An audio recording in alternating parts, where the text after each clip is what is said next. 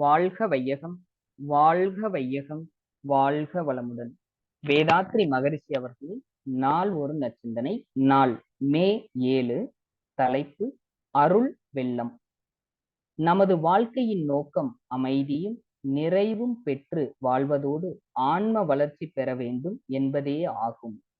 ஆன்ம வளர்ச்சியை முதற் குறிக்கோளாக கொண்டால் பிறவெல்லாம் அற்பமாகவே தோன்றும். மனதை நிறை நிலையில் வைத்துக் கொள்வோம். கடமையின் மதிப்புணர்ந்து செயலாற்றி வாழ்வோம். உண்மையிலேயே ஆன்ம வளர்ச்சியை வேண்டுபவர் சிக்கல்களையும் பிணக்குகளையும் தாண்டி அறிவை சுதந்திரமாக இயங்க விட வேண்டும். விரிந்த பேரியக்க மண்டல நிகழ்ச்சிகளையும் மனித வாழ்வையும் இணைத்து ஆழ்ந்து சிந்தியுங்கள்.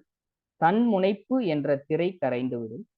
தன் முனைப்பும் இயற்கை நியதி அறியாமையும் ஒன்றை ஒன்று தழுவி நிலைத்திருக்கின்றன. இதனால் மனிதன் தன்னிடம் ஒரு கற்பனை மதிப்பை உருவாக்கி கொள்கிறான்.